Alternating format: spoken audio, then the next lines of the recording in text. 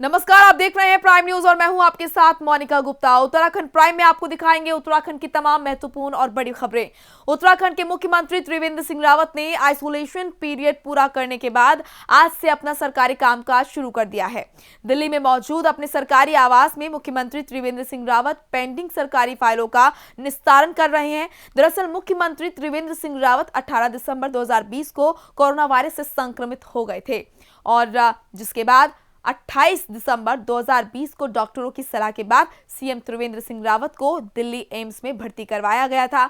CM Trivendra Singh Rawat को 2 जनवरी को Delhi AIIMS hospital से डिस्चार्ज कर दिया गया है, लेकिन डॉक्टरों की सलाह के बाद मुख्यमंत्री फिलहाल दिल्ली अपने सरकारी आवास में स्वास्थ्य लाभ ले रहे हैं। इसी बीच सीएम ने प्रदेश का कामकाज भी देखना शुरू कर दिया है, जिसकी तस्वीरें हम आपको दिखा रहे हैं।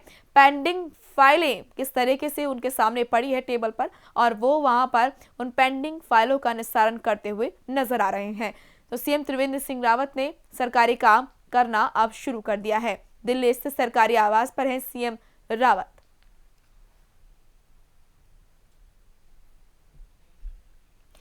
जितेंद्र हमारे सहयोगी जुड़ चुके हैं इस खबर पर। जितेंद्र, सीएम त्रिवेंद्र सिंह रावत ने अब सरकारी कामकाज करना शुरू कर दिया है। तस्वीर हम देख रहे हैं, कितनी सारी जो पेंडिंग फाइलें हैं वो उनकी टेबल पर पड़ी है और वो वहां पर निस्तारण करते हुए नजर आ रहे हैं। जी, उत्तराखंड के लिए बड़ी खुशी की बात है कि प्रदेश के विकास की जो फाइलें थी वो काफी दिनों से मुख्यमंत्री जी के कोरोना संक्रमित होने के कारण उनमें रुकावट आई थी। तो एक बार फिर अब मुख्यमंत्री जो त्रिवेंद्र सिंह रावत हैं वो अपने आइसोलेशन पीरियड पूरा करने के बाद उन्होंने आज से अपना जो सरकारी कामकाज है वो दिल्ली में ही अपने सरकारी आवास में करना शुरू कर दिया है और वो जो पेंडिंग फाइलें हैं उनका निस्तारण कर रहे हैं। दरअसल मुख्यमंत्री जो हैं त्रिवेंद्र सिंह रावत 18 दिसंबर 2020 को कोरोना से संक्रमित हुए थे, जिसके बाद 28 दिसंबर 2020 को डॉक्टरों की सलाह के बाद सीएम त्रिवेंद्र सिंह रावत को एम्स दिल्ली रेफर किया गया था बेहतर स्वास्थ्य लाभ के लिए और त्रिवेंद्र 2 जनवरी को दिल्ली एम्स में एडमिट 2 जनवरी को उनको एम्स से डिस्चार्ज कर दिया गया था। तो 2 जनवरी से वो अभी तक अपने जो सरकारी आवास है वहीं पर थे। डॉक्टरों ने अभी भी उनको कुछ दिनों के लिए दिल्ली में रुकने की सलाह दी है, हालांकि वो पूरी तरह से स्वस्थ हैं और उन्होंने आज से अपना जो कामकाज है वो सुचारू रूप से शुरू कर दिया है। तो उम्मीद है कि जल्द ही कुछ दिनों बाद मुख्यमंत्री वापस देहरादून लौटेंगे और एक बार से फिर अपने जो रूटीन के वर्क उनके हैं उनको शुरू करेंगे। बिल्कुल जितेंद्र, यही मेरा अगला सवाल आपसे था कि अब कब सीएम त्रिवेंद्र सिंह रावत जो हैं वो अब उत्तराखंड वापस पहुंचेंगे? जी, अभी कोई तिथि निर्धारित नहीं की गई है, लेकिन डॉक्टरों ने अभी उन्हें सलाह दी है कि आपको कुछ दिनों के लिए वहां रहना पड़ेगा दिल्ली में, क्योंकि हो सकता है कि कोई कॉम्प्लिकेशंस फिर कुछ दिन बाद देखने को मिल जाए या कोई दिक्कतों का सामना करना पड़े। तो डॉक्टरों की सलाह पे ही वो फिलहाल दिल्ली में रुके हुए हैं। मुझे उम्मीद है कि मुश्किल से जो हम अनुमान लगा सकते हैं कि 5-7 दिनों के बाद हो सकता है मुख्यमंत्री एक बार फाइनल चेकअप के बाद उत्तराखंड वापस लौट आए। चलिए, शुक्रिया आपका जितेंद्र तमाम महत्वपूर्ण जानकारी के लिए। चलिए अब बड़ी खबर डोईवाला से, जहां पर अठूरवाला में कांग्रेस जिला कार्यकारिणी की अहम बैठक हुई। ये बड़ी जानकारी डोईवाला से आपको दे रहे हैं। अठूरवाला में कांग्रेस जिला कार्यकारिणी की अहम बैठक में प्रदेश अध्यक्ष प्रीतम सिंह और तमाम पदाधिकारी मौजूद और आगामी विधानसभा चुनाव को लेकर रणनीति बनाई जा रही है। इस बैठक में संगठन को मजबूत करने पर जोर दिया जा रहा है, क्योंकि जैसा कि देखा जा रहा है कि कांग्रेस का जो हाल है अभी बहुत ज्यादा जरूरी है कि कोई रणनीति बनाई जाए, आत्ममंथन यहाँ पर किया जाए, क्योंकि पार्टी की जो स्थिति है वो ज्यादा अच्छी नहीं है और उसको मजबूती देने के लिए बहुत जरूरी हो जाता है कि कोई रणनीति बनाई जाए।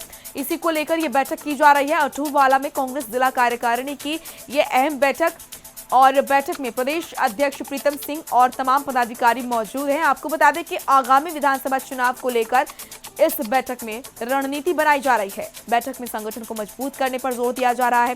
कैसे संगठन को मजबूत किया जाए, क्योंकि अक्सर देखा जाता है कि पार्टी में 2 फाड़ होते हुए नजर आते हैं और इस बीच यहाँ पर ये रणनीति बनाई जा रही है कि कैसे एकता। राजकुमार अग्रवाल हमारे सहयोगी जुड़ चुके हैं डोईवाला से। राजकुमार, क्या कुछ जानकारी आपके पास, ये अहम बैठक कांग्रेस की, इस बैठक में क्या कुछ रणनीति बनाई जा रही है ताकि जो संगठन है उसमें मजबूती आ सके, क्योंकि बहुत ज्यादा जरूरी है कांग्रेस के लिए खास तौर पर कि स्थिति को सही किया जाए। बिल्कुल, देखिए मोनिका, क्योंकि 2022 के चुनाव बहुत ज्यादा नजदीक हैं, 6 महीने के बाद आचार संहिता लगने वाली है विधानसभा चुनाव की, तो कहीं ना कहीं उसको लेकर बहुत ज्यादा उत्तराखंड में राजनीति का माहौल जो है गर्मा गया है। अभी हमने देखा था कि कल जिस तरह से हमारी पार्टी ने देहरादून में हल्ला बोला था, इसके अलावा उत्तराखंड क्रांति दल अपनी तरफ से लगातार जो है बैठकें कर रहा है, तो उसको देखते हुए कांग्रेस के लिए भी बहुत जरूरी हो गया था कि संगठन को मजबूत किया जाए। संगठन के अंदर जो अंदरूनी लड़ाई है, जो हम कह सकते हैं कि वर्चस्व की लड़ाई कांग्रेस के अंदर थी, कम से कम उसको खत्म करने के लिए बहुत जरूरी हो गया था कि बैठक की है। आज ये परवादून जिला कांग्रेस कमेटी की बड़ी बैठक डोईवाला में की जा रही है, क्योंकि सब लोग जानते हैं डोईवाला सीएम त्रिवेंद्र की विधानसभा है। अगर यहाँ कांग्रेस को चुनाव जीतना है तो बहुत ज्यादा एकता यहाँ दिखानी होगी, तो इसलिए आज ये जो जिला कार्यकारिणी की बैठक यहाँ पर आज की गई है, इसमें प्रदेश अध्यक्ष प्रीतम सिंह पहुंचे हैं, पूर्व काबीना मंत्री हैं वो यहाँ पर पहुंचे हैं सजवान जी, इसके अलावा भी तमाम वरिष्ठ कार्यकर्ता यहाँ पहुंचे हैं। कुल मिला के संकल्प यही लिया जा रहा है कि 2022 के चुनाव में जो है कांग्रेस एकजुट होकर उतरेगी मैदान में, क्योंकि अगर भाजपा को हराना है तो बहुत जरूरी है कि सारे गुट एक साथ कांग्रेस के एक मंच पे आ जाएं। तो उन सबको देखते हुए आज ये बैठक की जा रही है, बड़ी बैठक है, बहुत बड़ी संख्या में कार्यकर्ता यहाँ जुटे हैं और संकल्प लिया गया है कि 2022 के चुनाव में कांग्रेस को जिताना है। इसके अलावा जो कांग्रेस की नाकामी है उनको गिनाने पर यहाँ पर चर्चा की जा रही है, बाकायदा सारे कार्यकर्ताओं से राय ली जा रही है, उनके सुझाव मांगे जा रहे हैं कि ऐसा क्या करे कांग्रेस कि जिससे संगठन मजबूत हो। बूथ स्तर पर भी कार्यकर्ताओं का सम्मेलन आयोजित कांग्रेस करेगी। इसके अलावा तमाम तरह की रणनीति यहाँ पर बनती दिखाई दे रही है। जी बिल्कुल, और क्योंकि राजकुमार, जैसे कि स्थिति नजर आ रही है, सिर्फ उत्तराखंड ही नहीं तमाम राज्यों में कांग्रेस की जो स्थिति है बहुत जरूरी है कि उसमें जान फूंकी जाए, कोई रणनीति बनाई जाए, आत्ममंथन की, आत्मचिंतन की बहुत ज्यादा जरूरत कांग्रेस को, और खासकर उत्तर प्रदेश और उत्तराखंड में। बिल्कुल, देखिए क्योंकि चुनावी साल है ये और बहुत जरूरी है कि कांग्रेस, सब लोग जानते हैं कि पूरे देश में विपक्ष अगर है तो कहीं ना कहीं कांग्रेस को ही विपक्षी माना जाता है, क्योंकि राजकुमार कई जगह ऐसा देखा गया है कि जो बड़े लेवल पर जो नेता हैं उनकी आपस में ही विचारधारा नहीं मिलती है कांग्रेस में, तो जब तक यही रहेगा तब तक पार्टी मजबूत कैसे होगी। बिल्कुल, प्रदेश अध्यक्ष से हमने यही जानने की कोशिश की कि आखिर उत्तराखंड में जो गतिरोध है, कार्यकर्ताओं में मतभेद है, हर कोई अपने आप को सीनियर मानता है, लेकिन जब पार्टी के तरफ से टिकट बंटवारे होते हैं तो बहुत ज्यादा फूट हमने देखी है, तमाम तरह के विद्रोह हो जाते हैं पार्टी में। तो इस चीज को लेकर मंथन यहाँ पे किया जा रहा है। सब लोग हालांकि अभी संकल्प ले रहे हैं कि हम लोग एकजुट हैं, जिसको पार्टी टिकट देगी सारे कार्यकर्ता उस संग खड़े होंगे, लेकिन जब टिकट बढ़ते तो हमने देखा किस तरह से शीशा लेकर कांग्रेस की होती है। तो उन सबको यहाँ पर गिनाया जा रहा है। कांग्रेस अपनी कमियों को भी गिना रही है, साथ ही कार्यकर्ताओं से फीडबैक भी ले रही है कि ऐसे कौन से मुद्दे हैं जो कांग्रेस को फायदा पहुंचा सकते हैं। तो बहुत ज्यादा कवायद अब कांग्रेस की तरफ से शुरू हो गई है, क्योंकि चुनावी साल है, हम देख रहे हैं कि तमाम दल एक्टिव हो गए हैं, तो कांग्रेस कहीं ना कहीं अभी थोड़ा सा पीछे चल रही थी। अब क्योंकि बैठकों का दौर कांग्रेस में शुरू हो चुका है और जाहिर सी बात है अब ये आज डोईवाला में बड़ी बैठक हुई है, इसके अलावा विकासनगर में बैठक होगी, मसूरी में बैठक होनी है, ऋषिकेश में बैठक होनी है। इसके अलावा प्रदेश के लिए भी इन्होंने एक रूट मैप तैयार किया है कि किस तरह से पूरे प्रदेश में 13 जिलों में जाके कांग्रेस को मजबूत करेंगे। तो कह सकते हैं कि संगठन स्तर पर कांग्रेस थोड़ी सी एक्टिव हुई है। अभी देखने वाली बात होगी कि कांग्रेस का जो ये आज हम देख रहे हैं कि जमावड़ा लगा है, क्या चुनाव में क्या वोट जब टिकट मिल जाता है तो क्या ये भीड़ उस समय भी रहेगी। जी बिल्कुल, शुक्रिया आपका राजकुमार तमाम महत्वपूर्ण जानकारी देने के लिए।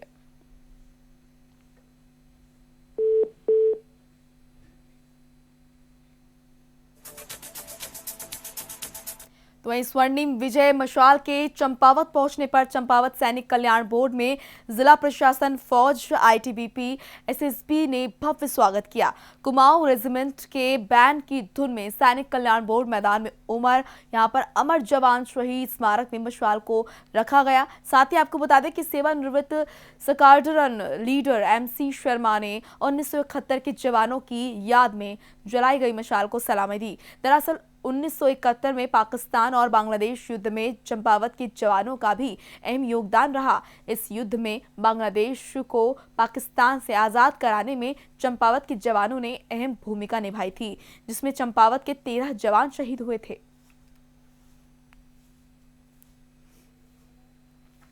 तस्वीरें आपको दिखा रहे हैं चंपावत से, जहां पर स्वर्णिम विजय मशाल का चंपावत में भव्य स्वागत किया गया। सैनिक कल्याण बोर्ड में कार्यक्रम का आयोजन किया गया। 1971 की जंग में चंपावत के 13 जवान शहीद हुए थे, उन्हें भी सलामी दी गई।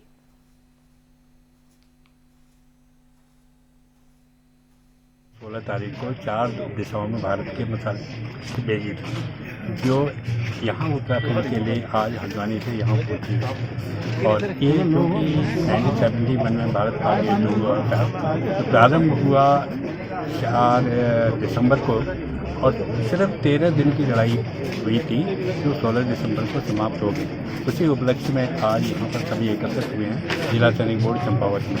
और इसमें मैं उस समय तेजपुर हवाई अड्डे पोजिशन था और उसमें हमारे पास 3 MiG-21 के स्क्वाड्रन थे, जिसमें कम से कम नहीं तो 16 हवाई जहाज होते थे। 4 दिसंबर को ही हमारी सारी हवाई जहाज़ों ने पोजिशन दे दी थी। आर्म्स एंड एमुनिशन लेकर के पूर्वी पाकिस्तान पर हमला किया था। और ये प्रक्रिया सुबह से लेकर पूरी रात लगातार 4 से लेकर के 16 दिसंबर तक 1971 और 16 दिसंबर को पूरी पाकिस्तान की ने अपनी हार मान ली। उसमें भारत की जीत हुई और वहाँ से हमारा ईद वहाँ समाप्त हो गया। उसी उपलक्ष्य में आज 50 वर्ष पूरे होने पर ये समारोह यहाँ पर आयोजित किया गया चंपावत के सोल्जर बोर्ड में। तो स्वर्णिम विजय मशाल जब चंपावत पहुंची तो उसका स्वागत किया गया। सुरेंद्र हमारे सहयोगी जुड़ चुके हैं इस खबर पर। सुरेंद्र, तस्वीरों में हम देख रहे हैं जब स्वर्णिम विजय मशाल चंपावत में पहुंची तो उसका स्वागत किया गया। साथ ही ये भी देखा गया कि चंपावत के भी कुछ जवान थे जिनका काफी बड़ा योगदान उस वक्त रहा था। जी बिल्कुल, बताना चाहूंगा स्वर्णिम मशाल विजय मशाल के जब चंपावत पे पहुंची तो यहाँ पर प्रशासन और आर्मी के लोगों ने बहुत भव्य रूप से उनका स्वागत किया था। बताना चाहेंगे कि जो पाकिस्तान के साथ हुए बांग्लादेश मुक्ति युद्ध में चंपावत के उस समय 13 जवान शहीद हुए थे। इसमें से अभी 51 साल के हो चुके कैप्टन PS देव की आंखों में अभी भी वो स्मृति तरोताजा है। उनकी पलटन 6 कुमाऊं के पश्चिम सेक्टर में जब भेजा गया था तो पाक की सीमा पर पहुंचने पर उनने जो है टैंक तोड़ने का आदेश दिया था। उन्होंने टैंक वहां पे ध्वस्त किया था।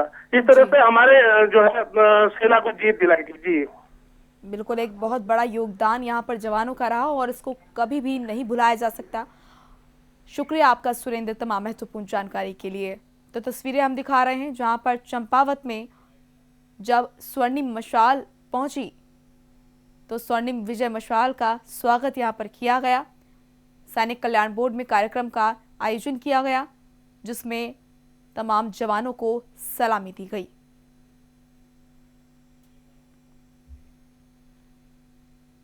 तो ये पहाड़ी क्षेत्रों के लिए मौसम विभाग की ऑरेंज अलर्ट की चेतावनी सटीक साबित हुई है। सीमांत क्षेत्र जोशीमठ में मौसम का मिजाज बदल गया है और इस हिमालय क्षेत्र में साल की पहली बर्फबारी हुई, जिससे तापमान में जहां भारी गिरावट दर्ज की गई, वहीं बर्फबारी का इंतजार कर रहे पर्यटकों के चेहरे खिल उठे। तस्वीरें हम आपको दिखा रहे हैं जहां पर किस तरीके से मौसम में बदलाव आया है। जोशीमठ की तस्वीरें आप देख रहे हैं। सफेद चादर में लिपटा हुआ जोशीमठ, बर्फबारी से बदला है मौसम का मिजाज। हिमपात से सफेद चादर में बद्रीनाथ धाम किस तरीके से लिपटा हुआ है वो हम आपको दिखा रहे हैं। हल्की बारिश और बर्फबारी से पर्यटकों में खुशी की लहर है।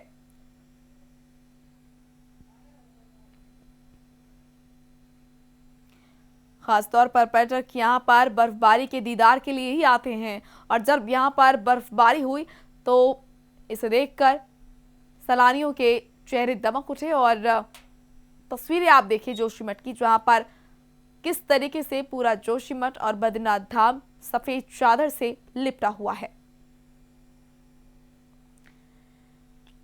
हल्की बारिश और बर्फबारी से पर्यटकों में खुशी की लहर है। और साथ ही आपको बता दें कि यहाँ पर ऑरेंज अलर्ट भी जारी किया गया था। ज़्यादा ठंड होने की वजह से वो तमाम लोग जिनको हृदय से जुड़ी बीमारी है, सांस लेने में तकलीफ है, उन तमाम लोगों को घरों से बाहर निकलने के लिए मना किया गया। साथ ही वो सैलानी जो यहाँ पर घूमने आए और बर्फबारी देखना चाहते थे, उनके चेहरे खिल उठे, क्योंकि बर्फबारी होने से और ठंड बढ़ने से यहाँ पर सैलानी काफ़ी एंजॉय करते हुए नजर आ रहे थे।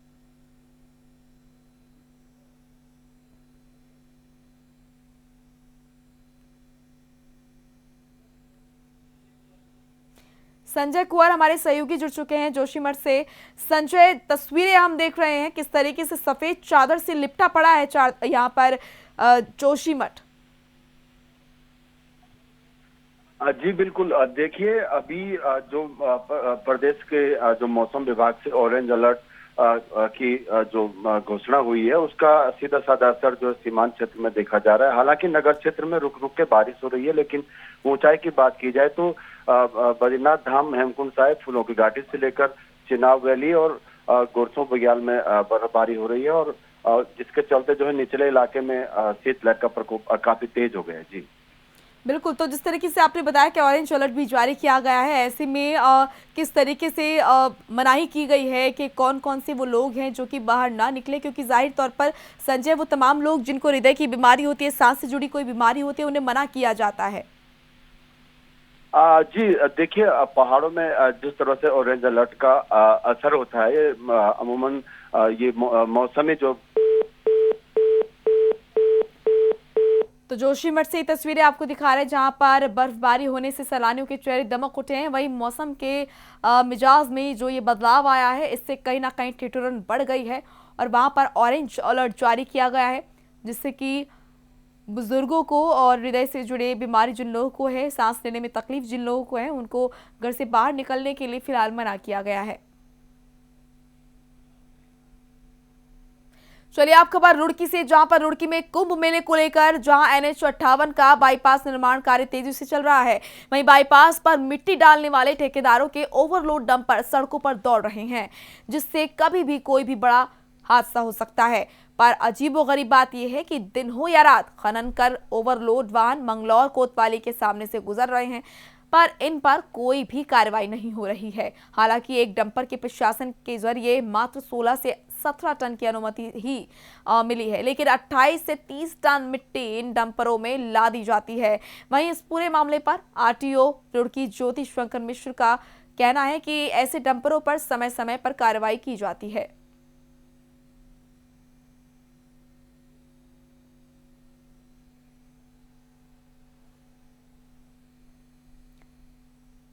तो रुड़की में सड़कों पर धड़ल्ले से दौड़ रहे हैं ओवरलोडेड डंपर। शिकायतें थी वहाँ की जारी उसके पहले 9 वर्ष पे ड्रंकन ड्राइविंग और इस तरीके के दुर्घटना कारक अभियोगों में हम लोग लगे हुए थे और संज्ञान में आया है मसला, इस पर भी कार्रवाई करेंगे। और अन्य एजेंसियां हैं वो भी कार्रवाई कर रही हैं, जैसे उत्तराखंड में पुलिस को, ट्रैफिक पुलिस को, प्रशासन को भी प्रवर्तन कार्रवाई के अधिकार मिले हुए हैं।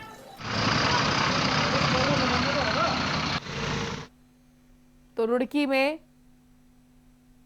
सड़कों पर धड़ल्ले से ओवरलोड डंपर दौड़ रहे हैं, कार्रवाई करने की बजाय प्रशासन यहां पर मौन है। तस्वीरें आपको दिखा रहे हैं किस तरीके से जो एक लिमिट तय की गई है उससे ज्यादा यहां पर मिट्टी भरकर डंपर ओवरलोड दौड़ाए जा रहे हैं। चलिए अब खबर पौड़ी से, जहां पर पौड़ी बस अड्डे पर स्थित रैन बसेरा लोगों की पहुंच से दूर है, क्योंकि इस रैन बसेरे में साल भर ताला लगा रहता है और जबकि पौड़ी नगर पालिका इस रैन बसेरे को स्टोर के रूप में इस्तेमाल कर रही है। स्थानीय लोगों ने आरोप लगाया है कि नगर पालिका पौड़ी शहरी विकास मंत्रालय के जरिए गरीब और जरूरतमंद लोगों के लिए बनवाए गए इस आशियाने की सौगात को बर्बाद कर रही है, जबकि शहरी विकास मंत्रालय हर साल लाखों रुपए इसकी देखरेख और इसे संचालित करने के लिए खर्च करता है। वहीं आम आदमी पार्टी के प्रदेश प्रवक्ता आशुतोष नेगी ने नगर पालिका पौड़ी के जिम्मेदार लोगों पर इस लापरवाही को लेकर सवाल खड़े किए हैं।